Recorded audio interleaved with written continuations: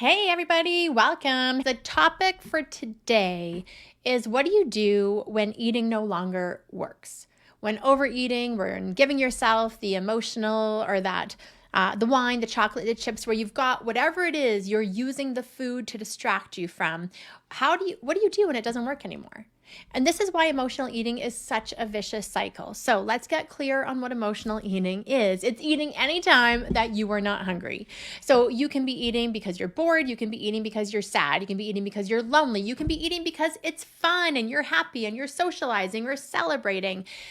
Anytime we eat beyond our need for physiological hunger, we're engaging in something. Sometimes it's, the overeating and it happens because you're lost in the moment. But for many of us, especially if you're carrying some extra weight, emotional eating will be the bane of your existence because you're using an outdated coping mechanism to deal with whatever is real and feels hard in your life. That'll be worth watching again.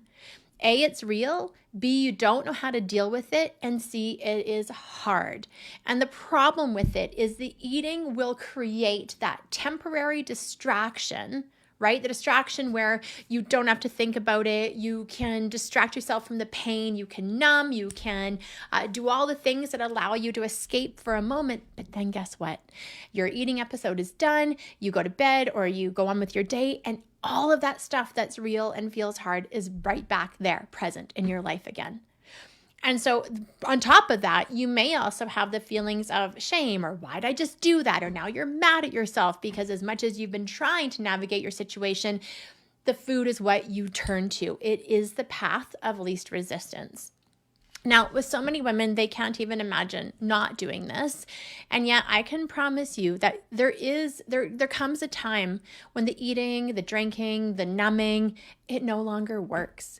And the messages or the wake-up calls in our life get louder, they get harder, and they're there to say, hey, this area of your life needs your attention. It's not okay to be bored or lonely or angry all the time. You're going to have to face and deal with your sadness, heartache, heartbreak, etc. And food will never be the real answer to that. Now, if you've been following along with me, and welcome if you're here, even though I'm 11 years post my period of being really heavy in my life, I can still have really hard and painful things that go on, whether it's Mother's Day or Father's Day, or you're dealing with kids or with work. There's going to be periods of your life where it's hard. And if eating and drinking is taking you away from feeling, dealing, and healing, well, then you're going to be on this permanent, it's like a hamster wheel where you're going around and around and around and around, and you become emotionally exhausted and often physically unwell.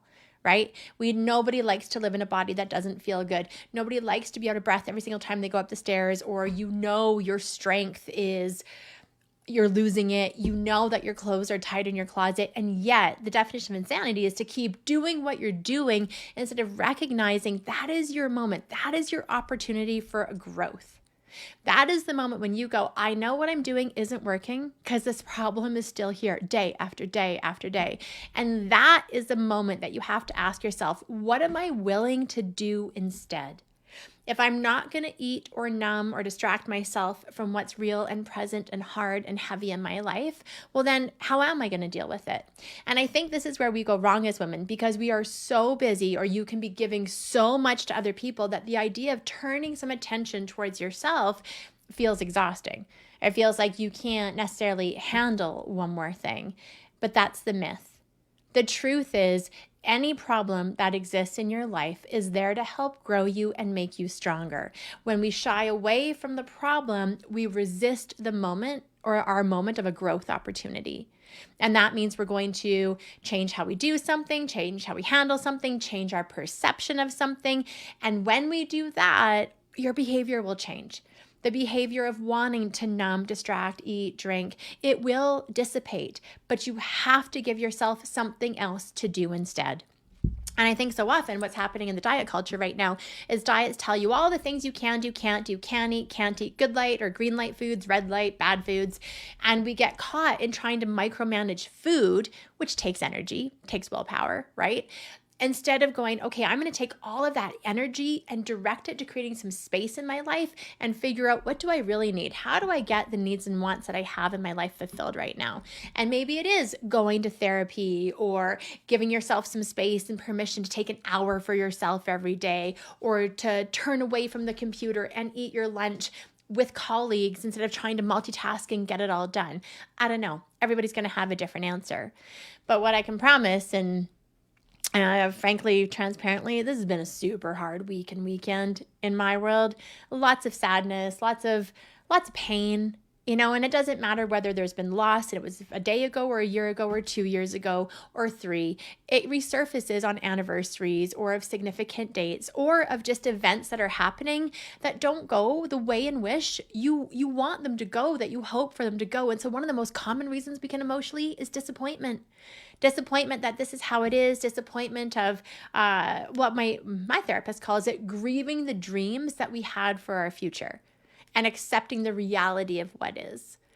And when we can do that, there's an opening, because then you come from a place of empowered decision making. Is this what I want? What do I want instead? How do I change this? How do I change a course in my own trajectory here without continuing to engage in self-neglecting or even possibly self-abusing behavior, which is that overconsumption to not feel?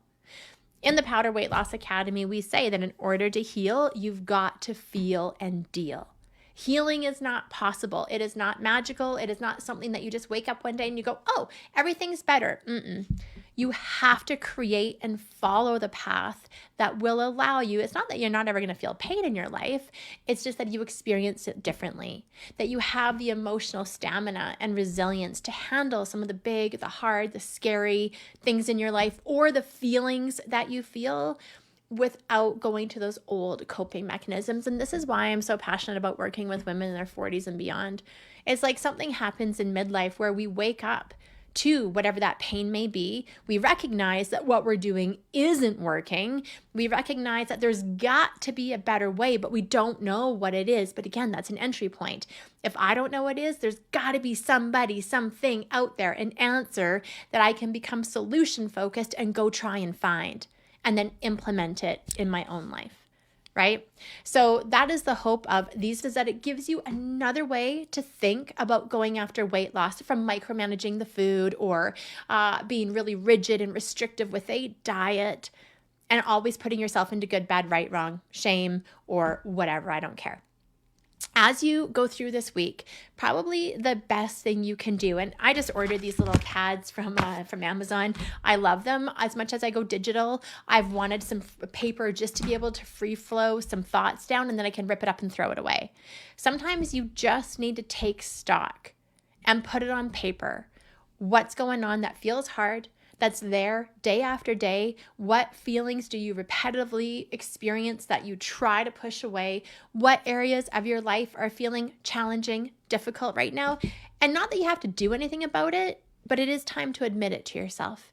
Because what remains in your subconscious, or remains out of your conscious thought or focus, remains something that you can never actually take action on or do something different with, which is why your brain will run the habit of eating to distract. So let's circumvent that this week. Try to find like that back door in to creating another kind of release for yourself, and then see what happens with it. Excited for you to give it a try. Not saying any of this stuff is easy. God knows it's not, but it is worth it. Bye for now.